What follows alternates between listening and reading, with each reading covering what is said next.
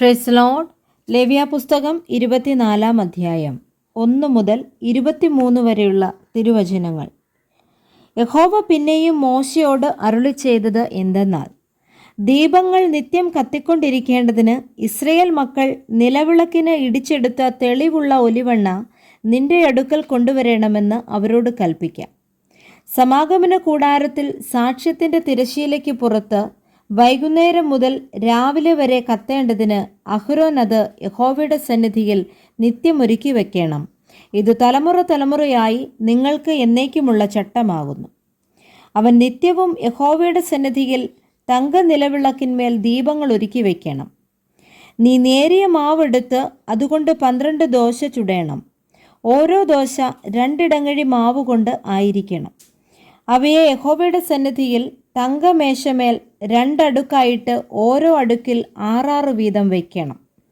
ഓരോ അടുക്കിന്മേൽ നിർമ്മലമായ കുന്തുരുക്കം വയ്ക്കണം.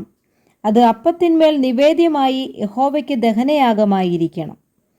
അവനത് നിത്യനിയമമായിട്ട് ഇസ്രയേൽ മക്കളോട് വാങ്ങി ശബ്ബത്ത് തോറും യഹോവയുടെ സന്നിധിയിൽ നിരന്തരമായി അടുക്കി വയ്ക്കണം. അത് അഹ്റോനും പുത്രന്മാർക്കും ഉള്ളതായിരിക്കണം. അവർ അത് ഒരു വിശുദ്ധ സ്ഥലത്ത് വെച്ച് തിന്നേണം. അത് അവന് ശാശ്വതാവകാശമായി യഹോവയുടെ ദഹനയാഗങ്ങളിൽ അതിവിശുദ്ധം ആകുന്നു. അനന്തരം ഒരു ഇസ്രയേലി സ്ത്രീയുടെയും ഒരു മിസ്രയീമിൻ്റെയും മകനായ ഒരുത്തൻ ഇസ്രയേൽ മക്കളുടെ മധ്യേ പുറപ്പെട്ടു. ഇസ്രയേലി സ്ത്രീയുടെ ഈ മകനും ഒരു ഇസ്രയേലിനും തമ്മിൽ പാളയത്തിൽ വെച്ച് ശണ്ടയിട്ടു. ഇസ്രയേലി സ്ത്രീയുടെ മകൻ തിരുനാമം ദുഷിച്ച് ശപിച്ചു. അതുകൊണ്ട് അവർ അവനെ മോശയുടെ അടുക്കൽ കൊണ്ടുവന്നു.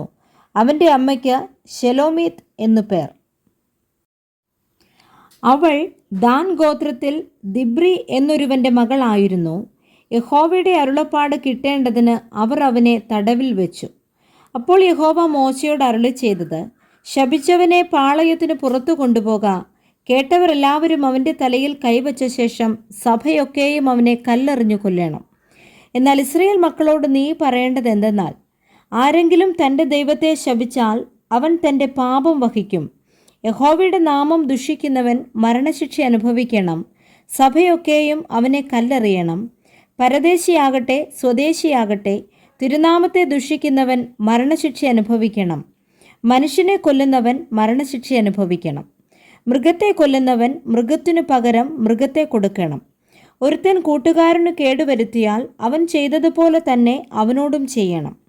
ഒടിവിനു പകരം ഒടിവ്, കണ്ണിനു പകരം കണ്ണ്, പല്ലിനു പകരം പല്ല്, ഇങ്ങനെ അവൻ മറ്റവന് കേടുവരുത്തിയതുപോലെ തന്നെ അവനും വരുത്തണം.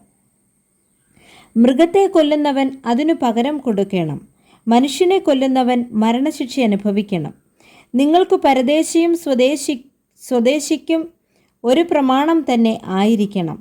ഞാൻ നിങ്ങളുടെ ദൈവമായ യഹോവയാകുന്നു. ദുഷിച്ചവനെ പാളയത്തിന് പുറത്തു കൊണ്ടുപോയി കല്ലെറിയണമെന്ന് മോശ ഇസ്രയേൽ മക്കളോട് പറഞ്ഞു. യഹോവ മോശയോട് കൽപ്പിച്ചതുപോലെ ഇസ്രയേൽ മക്കൾ ചെയ്തു.